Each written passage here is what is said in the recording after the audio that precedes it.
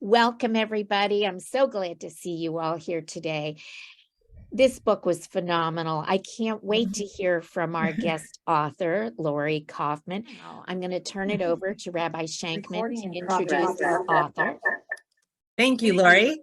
I'm really excited for our program today, and to welcome Lori Banov Kaufman to Washington Hebrew. Thanks to technology, we're able to do this, even though Lori is in Israel, which you'll hear a little bit more about her in just a moment. I also want to thank the Jewish Book Council for helping connect us and for creating this wonderful partnership that we share with them, and that gives us opportunities to bring wonderful authors. I am putting in the chat a link through our WHC Mitzvah Mall to Lori's book. I also encourage you to support a local bookseller if you have one nearby, and if you have not already read her book, I encourage you to do so. I will share that I love this book. I've read it a few times now because I first read it when Lori came to the Jewish Book Council, I believe 2 years ago. It must be that, when they come back with a paperback, is that right? Right. Yeah. That authors come back around, and we were so excited to be able to have the opportunity to bring Lori and share about her book, Rebel Daughter. And certainly I loved it the first time. I loved it even more the second time, especially after having the opportunity to also spend some time in conversation with Lori. So Lori Banov Kaufman grew up in Charleston, South Carolina. She received her undergraduate degree from Princeton University and a master's from Harvard. She'd always wanted to write, and in fact wrote The Ice Cream Lover's Guide to Boston with her husband when they were both in grad school. I was thinking about this after we spoke, Lori. I hope that you'll do an updated one, or maybe a Ice Cream Lover's Guide to Jerusalem or to Israel.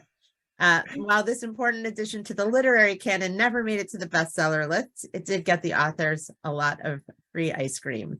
And as I shared with you, I think that's a mission. I'd be happy to be one of your tasters and testers. The intervening years were filled with making Aliyah and working as a strategy consultant for high-tech companies. Upon retiring from consulting, Lori went back to her early love of writing. She lives in Ra'anana, Israel, with her husband and 4 adult children. No, I don't live with my children. No, sorry, in Israel. They're all in Israel. Yeah. She lives in Israel with her husband. Her 4 adult children also live in Israel. Right. And very exciting, her 2-month-old grandson, Imri. Right. And that's wonderful to be nearby. Right. Rebel Daughter has been critically acclaimed and won the 2021 National Jewish Book Award. It was also a finalist for the Christie, awarded for the best Christian fiction, and a gold selection for the Junior Library Guild. So Lori, we're so happy that this worked out to have you with us, and would love to have you take a little time to tell us about your book, and then I'll jump in with some questions. Great. Well, first of all, thank you so much for inviting me. I love meeting readers and talking about the book, so it's great for me too. Rebel Daughter is based on a true story of a young woman who was captured after the fall of the Second Temple and sold as a slave in Rome. After ancient battles, the survivors were always taken as slaves in the Roman world. So she ended up in Rome, and she was freed by her Roman master, who fell in love with her.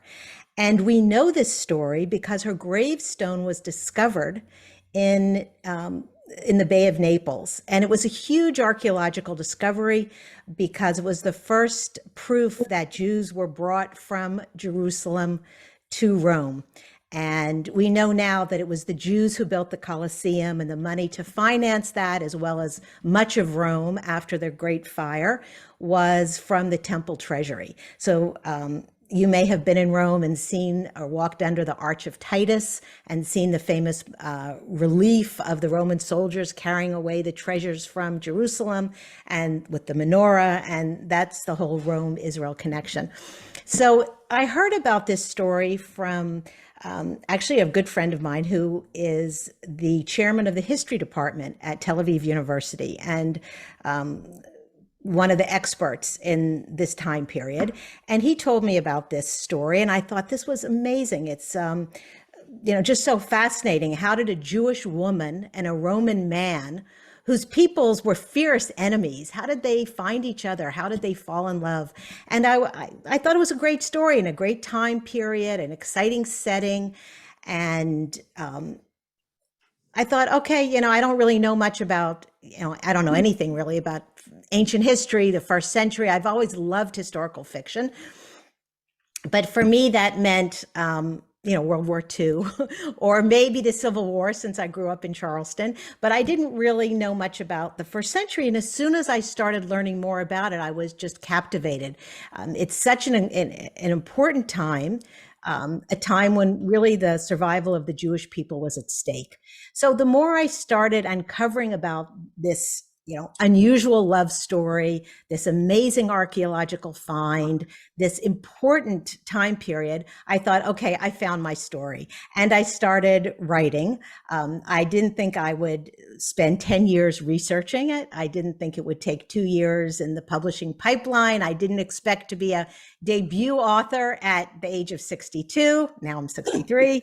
And I certainly didn't expect the critical reception. And that's been an exciting journey too, which I'm happy to talk about. But one thing I wanted to say, because I've been thinking about this a lot lately, I picked this story and this time period because I wanted to write an exciting historical fiction novel, because that's the kind of book I like to read. I wasn't looking to draw parallels with our world or to send a didactic, message to my readers. I really just wanted the reader to have the experience of time travel, because that's what I like. I'm in a book club. I've been in a book club for years. We love books that sweep you up, that have great characters, where you feel like you've learned something when you finish reading, when there's great things to discuss. But I wasn't looking for any moral message. And I just thought this was a great time period and really interesting. But, what does it really have to do with my life? Why is the story of the destruction of the Second Temple important? Now, I know that it's, part of an important part of Judaism. You break the glass at the weddings and Tisha B'Av and at the Seder next year in Jerusalem. And it's all about keeping the memory of the temple alive. But still, what do I have in common with people who lived back then? It was a time of slavery and genocide and, tremendous wars and animal sacrifice. It didn't speak to me. And I've been rethinking things lately. I'm living now, and I've lived in Israel for 37 years, and people are talking about the destruction of the Second Temple every day. There's not a day that has gone by in the last 2 months where I haven't heard someone on the radio reference it or read an article about it in the newspaper, because I don't know if you're following what's going on here, but we are at a critical time in Israel. I've lived here for 37 years, and I've never been as afraid for the country, for the future of the country, as I am today. There's been a new government, and it's pushing through legislation that many feel is the end of democracy as we know it. And people are taking to the streets, and people are talking about civil war now. And many of the lessons from the the Second Temple period are things that we need to remember today. So I feel like the story of what happened, the civil war, the factionalism, the aggressive nationalism, the extremism, it's all so important for us to remember today. And, I see now why the Second Temple period is such an important part of not just our history, but our collective memory. It's seared into the collective memory of the Jewish people. Rabbi Sachs, who was the chief rabbi of England, said that history is what happens to other people, but memory is what happened to us. It's our story. And the Second Temple, the destruction of the Second Temple, the destruction of Jerusalem is really our story. It's a 2,000-year-old story that's still relevant today.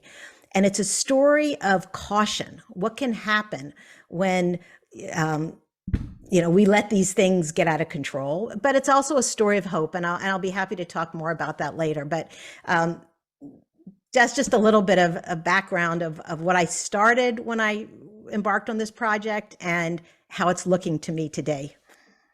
So I'll give it back to you. Thank you. So, all right, let me bring myself back up here with you. Lori, thank you so much for that little taste and teaser of a number of the things that, certainly we talked about, but also that I wanted to bring up. And also thank you because I know you said that you wrote the book that you would want to read. And it's exactly the book that I would want to read. And I see that as a lover of certainly historical fiction and history in general, but also as a lover of Second Temple times and that history, and thinking about our, when we think about where we are in Jewish life today, where we are who we are. Judaism looks the way it does because of coming out of that Second Temple period, and certainly the out of necessity, the way in which the early rabbis had to recreate Judaism and re-envision what it was going to be and look like without the temple. I mean, this time and moment of incredible mourning and really just having the rug pulled out from under them, the temple destroyed. But also it speaks to resilience and what we've learned along the way. What Lori just mentioned about what's going on in Israel is not something to gloss over, which she didn't at all. And I think it's so important for us to really reflect on what we learned from the destruction of the temple and the echoes that we are hearing today. And it's not just it's not to infer at all that Lori is not being hyperbolic on this. We see it, it's been building. And, we often speak about the fact that the Second Temple was destroyed because of sinat chinam, baseless hatred. There were these factions, there were these sects, and they turned to violence. And we see that in the pages of the book. But we also see that happening at the temple spot and in Jerusalem today by the Western Wall. We still see there's violence that is happening between and among Jewish groups. It's not, it's not talking about violence being perpetrated from outside. It's internal, and we see it in groups that are not letting other groups come to pray at the wall, at the Kotel. There's now an egalitarian prayer space, and when women come to read from Torah, there's many of you have heard me talk about the Women of the Wall, an organization that is working to make sure that women have opportunities to not just read from Torah, pray together, that has egalitarian groups coming and in this egalitarian prayer space. And every month there it continues to be a place of violence, with people throwing things and spitting on people who are simply coming wanting to pray and to read Torah. So when you talk about how this is so relevant still today, Lori, I know that these protests that we're seeing happening in Tel Aviv, and actually just there was one here on Sunday because Israel Bond had small coming, and there is a lot of concern. Just as an aside for our Washington Hebrew folks, I'm going to the Israeli embassy tomorrow morning, and on Sunday I'm participating, and maybe some of you are as well, in a federation has a day-long program with the Hartman Institute to Mhm. talk about our future and our shared destiny, and as a Jewish people, and how and what that relationship with Israel is like, and how we navigate this period of time. So I think that the fact that how much does art imitate life, and life imitates art. I know when you wrote this, the inspiration may not have been there in quite the way it is today, but to be able to you were so prescient in writing this right before all of the things that they're happening. So when we think about the parallels for society today, um when what how I know you were writing this sort of before some of what's happening now, but why are these events that happened 2,000 years ago so important to Jews and Christians and our relationships today?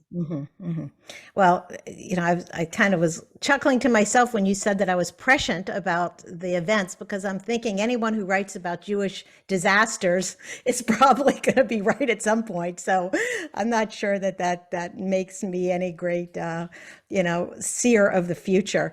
But I do have to say that I'm always the one that's telling my American friends, no, it's not as bad as the newspapers say it is, and they're blowing it up, and things are really fine here. And this is really the first time where I'm saying, no, it's really much worse than you think it is. I mean, people are literally talking about civil war here in a way that, is just unthinkable. Now, I don't think it'll get to that, but even the level of factionalism that there is just, absolutely terrifying. When you asked about the parallels, so I want to delve a little bit into what are the parallels with that time and our world today. I mean, first of all, obviously, the extremism. We have a government in Israel that's being really led by the most extreme elements of Israeli society, ultra nationalist, far right. This does not represent mainstream Israel. And in the Second Temple period, you had the most fanatic of the population that was leading the population to war. And, when I looked at this before, I knew what was going on in Israel 12 years ago when I started this, I was just wondering, like, why would the Jews of Judea, which was basically a very remote province on the eastern edge of the Roman Empire, why would they declare war on Rome, which was at the height of its power then, the greatest empire the world had ever known, with hundreds of thousands of well-trained soldiers? Why would the Jews of Judea declare war on Rome? I mean, it seemed to me suicidal, if you take into account the fact that they had no army. It was a group of craftsmen and, priests and farmers and, declaring war on Rome. Why? They believed, like many people in Israeli society today, that God is on their side. And if God is on your side, you can't lose. It would be, I used to, in the very beginning, when I was having these talks, tell people, imagine that the most, extreme settler fanatics in Israel declared war on America and China and Russia. But today I don't even have to take the audience through that leap of faith, because I could just say now, imagine what's going on in Israel today. Who would ever imagined that this would happen when you have such polarization, such extreme, fanatic people who are chosen to be leaders, and ministers in our government. No one would ever have believed that these were the people that would be ruling Israel today. And the same thing happened. And we see what the result of that was 2,000 years ago.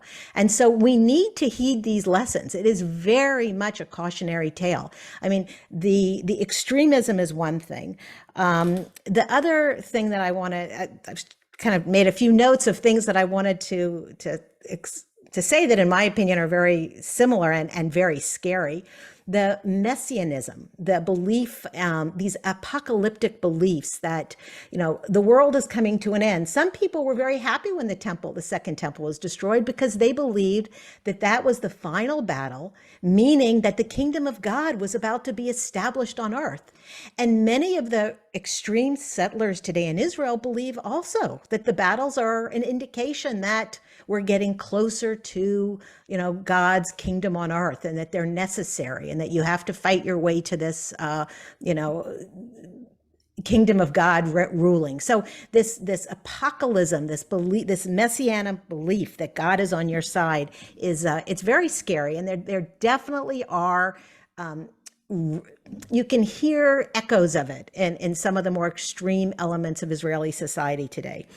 And then the thing that I think is the most important is the level of civil discourse, and what can happen when the norms of conversation break down. And you've seen it in America. I mean, imagine Marjorie Taylor Greene, running the country. I mean, it's just horrifying to think about, but you have this, first of all, demonization of the other side. And even back in the first century, people were talking about who is a real Jew, who is a real believer. If you've been to Israel and you've seen the Dead Sea Scrolls in the Israel Museum, they refer to the sons of light and the sons of darkness. It's the us versus them. And that's something that we're seeing a lot in Israel today. It's very easy to patch over those differences when there's an external enemy, when you're talking about Iran and their nuclear bomb and Hezbollah and Hamas. But when you're not, and you're, inward, that's the real threat. If you see the other Jews, even if they have different beliefs, secular, religious, settlers, urban, whatever the differences are, demonizing the other can quickly spiral out of control. And then the other thing is this factionalism. And I wrote a lot about that in the story. One of the incidents, the true incidents, I mean, basically all the political events in my book actually happened, but there was a siege in Jerusalem. And I'm not giving away spoilers. There's still, I'll talk about the book, but there's still plenty that you can read and I hope and you'll enjoy. But one of the incidents in the book is that one of the factions burned the food that was stored by the other faction.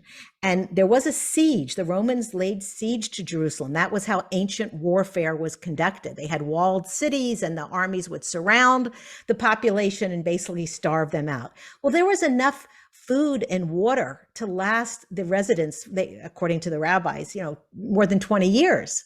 But they were fighting each other, and they burned each other's food stores, and the population did starve.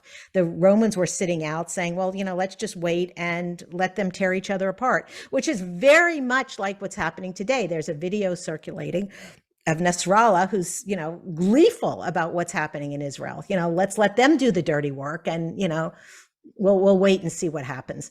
So that factionalism that we saw in the First Temple period, when there were zealots and Essenes and Pharisees and Sakkari and Christians and, all different shades of crazy Jews. They were all considered Jews, but they were at each other's throats then. And it was a civil war at the same time that it was a war against Rome, but it was actually the civil war that led to our destruction. And then the other thing, when we talk about the civil discourse, I think that's happening a lot now, is that the meaning of words has just changed. I mean, we used to know what we meant when we talked about a patriot or a Zionist or democracy. And now you can see that people have totally different ideas of what those words mean. We can't even agree on the vocabulary. I mean, and the same in America, make America great again. Your idea of making America great is very different from someone else's idea of great. In Israel, it's all about democracy. The demonstrations where there are hundreds of thousands of people demonstrating every week in the cities of Israel.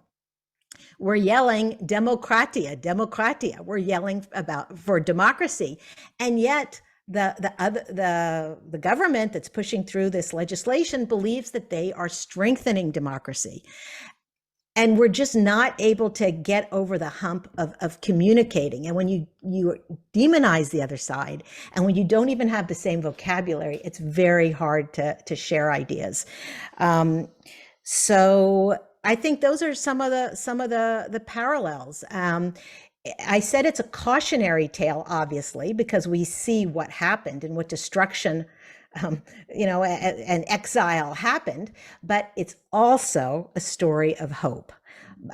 Because after 2,000 years, we did return. I mean, on the one hand, the cautionary tale, look how quickly we can destroy what it took us a long time to build up. So there's the cautionary tale.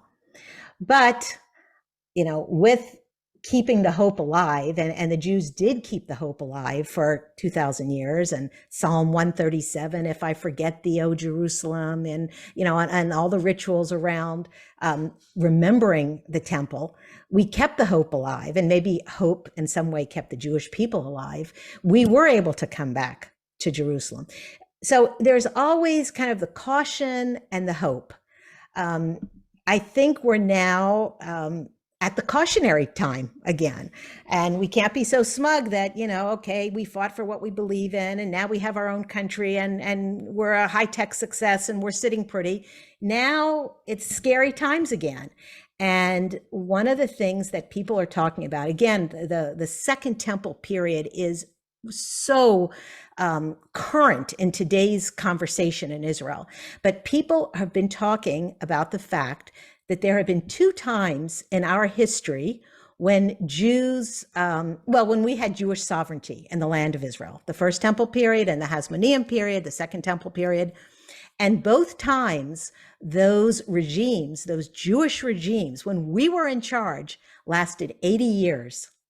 And why did they fall apart? Because of infighting, because of the fratricidal struggles, because of the fact that we couldn't get along. Not that we couldn't defend ourselves against our enemies, but it was corrosion from within. If you read Jeremiah about the First Temple period, if you read Josephus, or you read my book, you'll see the internal divisions of society.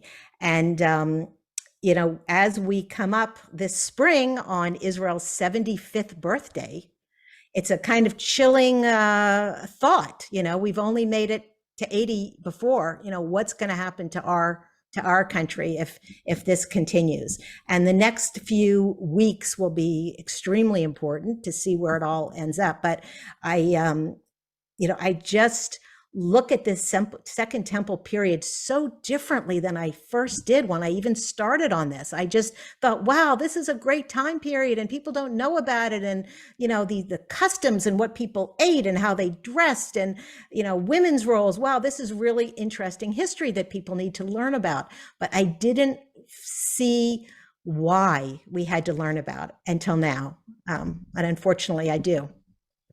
Thank you. So I have a few different questions and sort of a few trains of thought.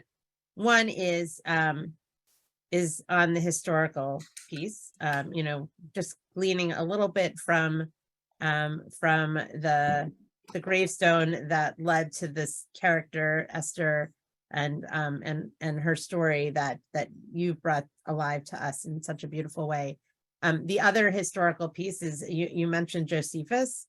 We know what we do about that time period because of the historian Josephus, who is seen in 2 different ways. I mean, we wouldn't have the history that we have of that time period without him. So the question of, was he a patriot? He was able to record our history, and he was able to record our history, some say because he was a traitor, because he ingratiated himself to the Romans, and from that vantage point was able to record the history in what some might, in an accusatory way, say was he wasn't neutral in sort of saving himself. And we also have some appreciation for what he was able to do because of that position in which he was able to manipulate. So there's the historical piece, but the other piece, because I don't want to forget my train of thought here, is this really beautiful idea of hope and resilience that you also that sense of commitment and faith And you mentioned Jeremiah, and I was thinking about the fact that in the first temple times, that the prophet Jeremiah bought land in essentially what was a war zone. There was a threat, and you know, when we think about certain places that we might not buy land at a time, when it seems like, who knows if we're going to be in power, who knows if we're going to have access. But he demonstrated a sense of faith. I know you alluded to that a little bit earlier, but I think in a way that has always sort of been an inspiration and really been encouraging in thinking about this is why we still hold on to this dream, even 75 years in the making, but really more than 2075 years in the making of this land and what our commitment to it is. So whichever path you want to go, choose your own adventure. And reflecting a little bit more in the history and Josephus and his role. Was he a patriot? Was he a traitor? But also thinking about that message of Jeremiah, the prophet, and who's the prophet today, who is going to help us get to that place of, a lot of Jews in America, and this is this conversation that we'll be having here on Sunday. But a lot of Jews in America have do not feel that same sort of commitment to Israel in its current entity, and yet that is still so much of our heart as a Jewish people is the land. And so how do we balance that with what we see happening today, and how do we get people to maybe not physically buy real estate in the way that Jeremiah did, but although if you had bought 20 years ago, you would have been made a very good investment. I'll tell you that much. but how can we do that today? Good questions. Great questions. Yeah. So let me start with the Josephus piece, the historical piece. Because I really don't have any answers for some of the big questions you asked. And believe me, I'm struggling with it as well. And I certainly understand the dilemma of American Jews and their dismay at what is happening here, and how do you connect, and how do young people connect? And it's certainly an issue that I know we're all struggling with. Josephus, for some of you who may have heard his name, forgot who he was, just a quick reminder, he was an ancient Jewish historian. He was born in Jerusalem, an aristocrat to an aristocratic priestly family, considered almost Jerusalem royalty because he was descended from the Maccabees. And, that was considered royalty. So he was against the revolt against Rome, as most of the upper class were in the very beginning. And he changed his mind, and he became one of the leaders of the revolt, and was the appointed general of the North, which was one of the most important positions in the whole Jewish government at that time. He was captured by the Romans in a Battle of Yotfata, and he was taken to the Roman camp, where he basically became friends with the Roman general, who later became emperor. He ended up being an advisor to the Romans on their siege of Jerusalem. He basically switched sides. And it's always been a big controversy. Was he a traitor, or was he a brilliant diplomat? Was he a turncoat, or was he a statesman? Because maybe he realized that this was totally futile, and he wanted to get better terms for his country people. Maybe he thought he was protecting the Jews. He went to Rome after the war, lived in the emperor's old house, an imperial palace. He received a pension, and he wrote the history of the war. And that's why we know about it today. Otherwise, we'd have no idea that this even happened. There were so many battles during the first century that no one knows about. And we only know about this because Josephus wrote this basically defense of the Jewish people, an account of the war, which he didn't have to write. He never renounced his Judaism. He said he was Roman, but he was always Jewish. He was always a defender of the Jews. And it was certainly brave to write this in a world where it would have been safer to say nothing at all.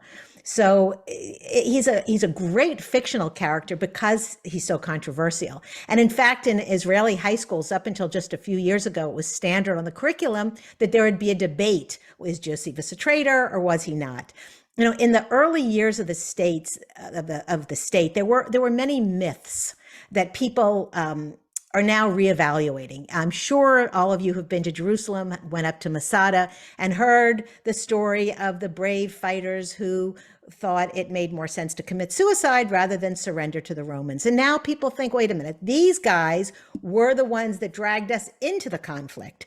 They were the crazy of the crazies. They were murderous fanatics.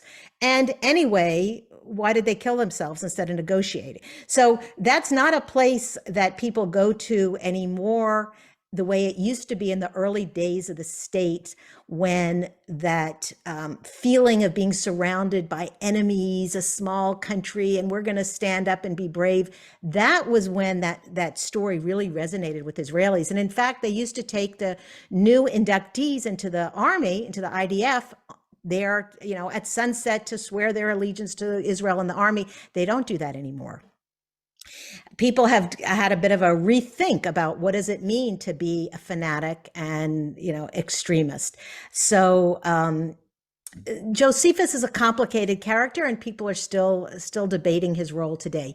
But as a historian, it is an invaluable document, and it was the main source for my novel, as it is for basically all scholars who do anything on this period. I supplemented that work with, basically, I met with many of the world-class scholars, experts on this period. And in Israel, I had the good fortune to be able to talk with, you know, the world's expert on anything that had to do with what happened here. If I had a question about Jewish magic, you know, there was a professor at Tel Aviv University who could tell me all about that. What did first century Jerusalem look like? Well, there's Lee Levine at Hebrew University. And there's even an expert on children's games in the first century who is at Bar Ilan University. So I just went from world expert to world expert, and, you know, collecting tremendous information. So I could supplement Josephus's account of the politics and the battles and the macro picture with, you know, what was the daily life like. Then I also, you know, in addition to that scholarly research. Can I just Sure. not to butt in, but yeah, please do. It's so interesting and fascinating. But what's even more interesting is the fact that when you were able to have these conversations with these various professors and historians, you're also right there in the land, in the place where, you know, you can envision where this was happening, and going to whether archaeological sites or current sites, and be able to actually contemplate what it was. Yeah, and that was a real problem. And that was probably why I got so obsessive about it all, because, you know, I wanted to get every detail right. And like a rabbit hole. yeah, it was a total rabbit hole. Plus, I knew I was going to have to show the manuscript to these experts, so I really wanted to get it right. I think the bar was a little bit too high. But you're right, going to the places adds a completely different dimension.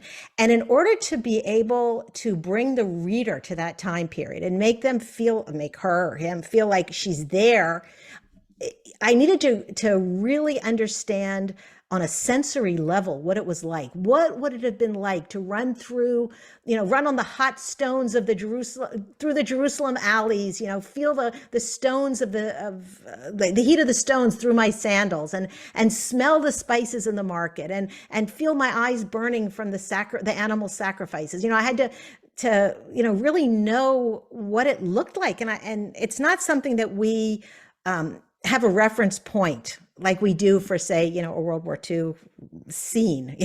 We kind of can put ourselves there. I had to really understand a lot. And I didn't need to spend, weeks researching what ancient wine vats looked like, or how they made face cream out of sheep fat, or how they made cheese. I mean, I really went, I just wanted to get everything right. And I know now it was like totally obsessive and overkill, but I just felt like I wanted to understand how it all looked. But you mentioned about, what was it like to go to the places and stand on the same exact stones or touch the same wall that my characters touched. And there's something that happens when you go to Jerusalem, and many of you who've been there, I'm sure you know what I'm talking about. When you stand in front of the Western Wall and you stand in front of the Kotel, even if you're not, religious, or you don't know that much about, history or, the layout of Jerusalem or archaeology, there's something that happens on this gut level. Like you just feel something. And that would happen to me all the time. I mean, I would go, there's, for example, there's one archaeological, there's a site that's open to the public. It's called the Burnt House. You walk into a house that was a house of one of the aristocratic priests. And it's called the Burnt House because you can see the wall that's still blackened with ash and soot from the fire of the first century. And you're standing a few feet away from a skeleton of a young woman.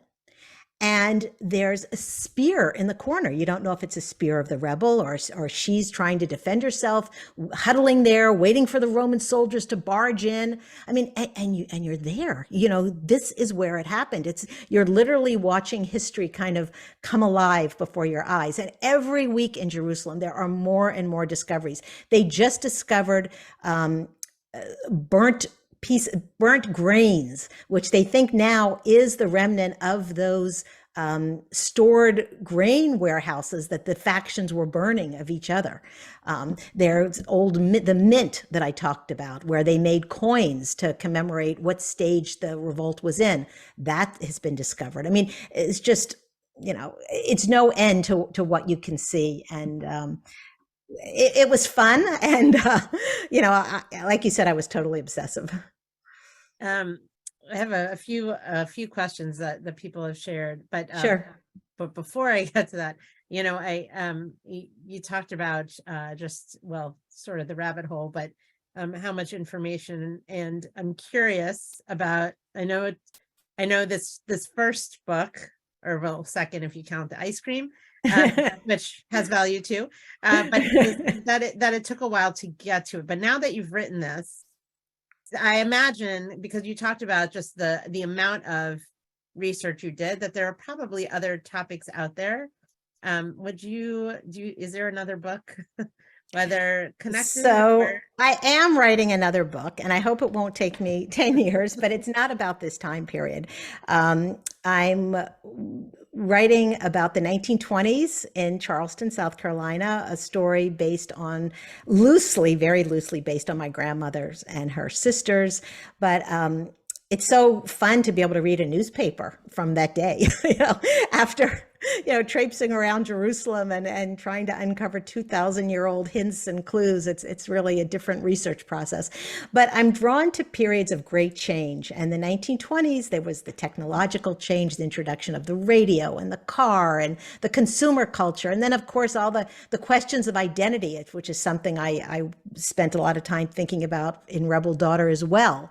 The role of women. And, in the 1920s and the Jewish American immigrant experience, especially for Southern Jews, how much do you have to give up of your identity to fit in? I mean, those are all kind of like meaty questions that I just love exploring. And then I have a great angle with prohibition and the Jews' role. I'm envisioning a potential read and trip to Charleston right. with you potentially. And that would be great. I love Charleston, so I would for sure do that. But anyway, I love to kind of dive deep into, I just love the research, and I love the writing too. I guess I love the process so much that it just is taking me a long time, because I'm also really love being a grandmother. And so that's taking a lot more time than I thought.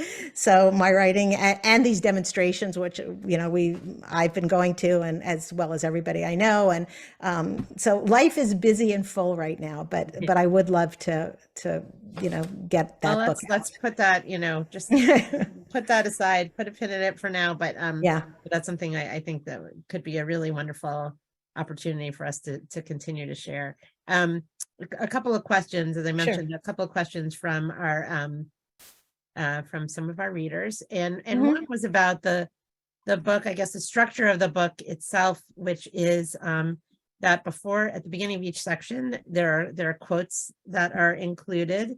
And I'm wondering if you'll share a little bit about those sources and why you included those. Okay. I guess the short answer is that I did so much research and I found so many great quotes. I just wanted to share them.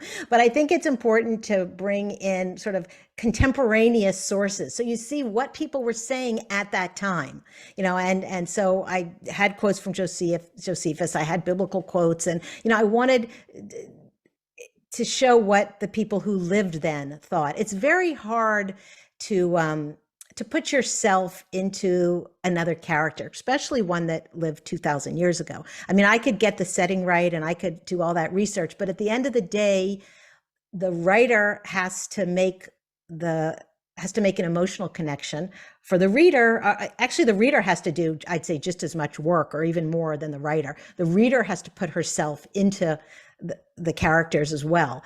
And for that, there's a bit of a leap of faith that human nature, even though the world has changed and it's all different, human nature is the same. People still are willing to fight or have to fight for what they believe in. They're willing to go to great lengths to protect their family. They want to live their lives in, dignity and in freedom.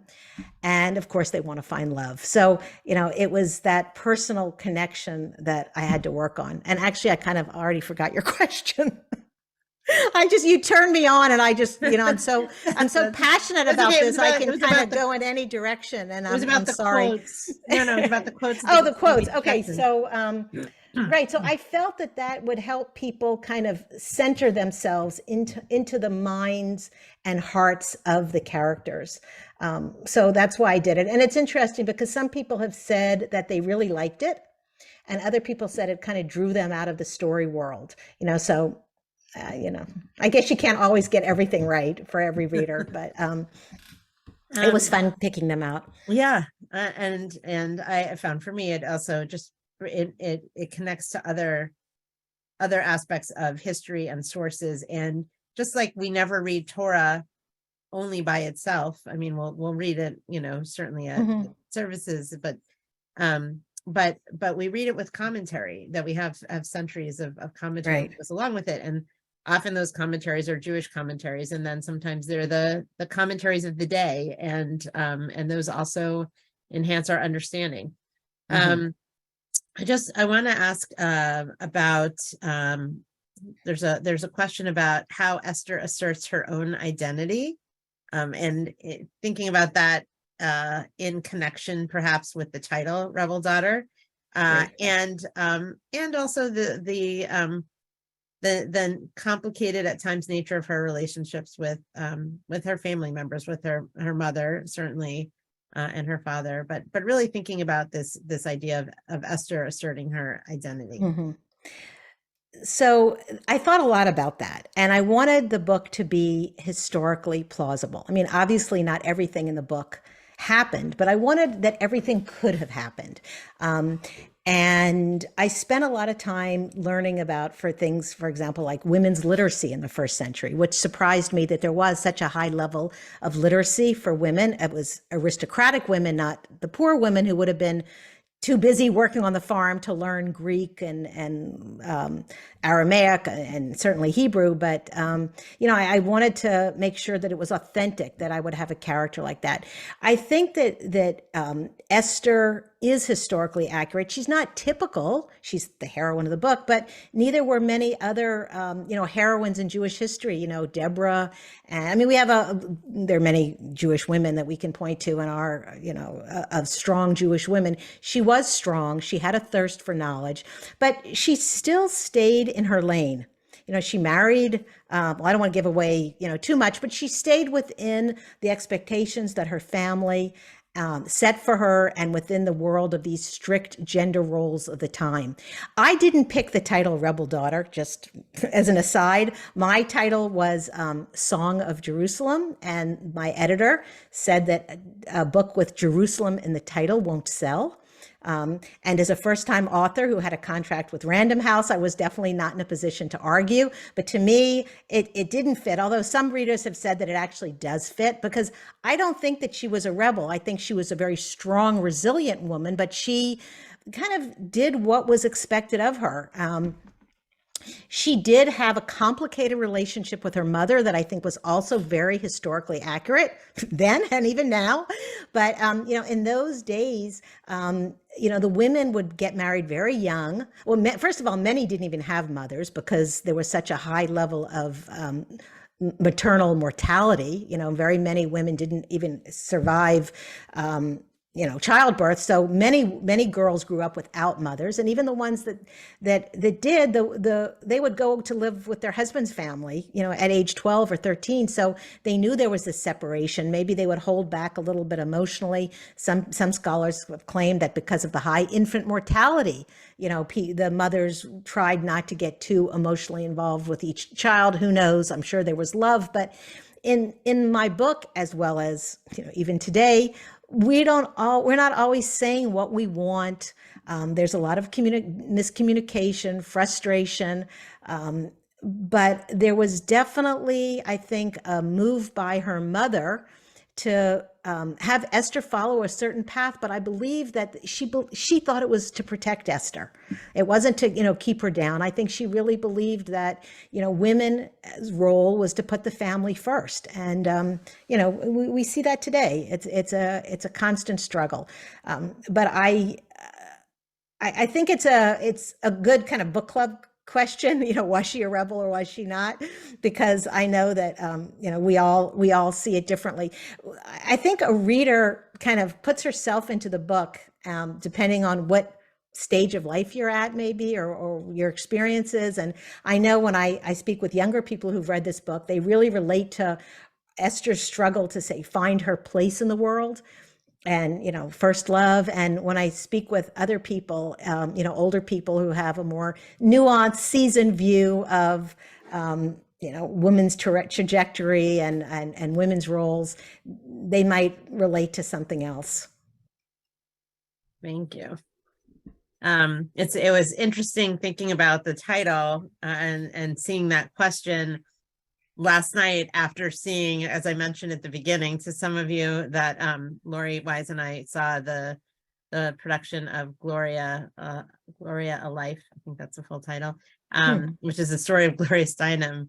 And if you want to think Rebel Daughter, perhaps that fits better. But I also love, even if it might not have sold, but that idea of Song of Jerusalem, and really the way in which you write so beautifully about Jerusalem, even in temple times, Second Temple times, but that there are aspects of Jerusalem that are timeless, and having that sense of connection, and Esther's love for Jerusalem and sense of connection to place, I think is really also at the heart of at least the way I read it, and having a very strong affinity for and connection to Jerusalem. I love that I'll think of it with that title as well.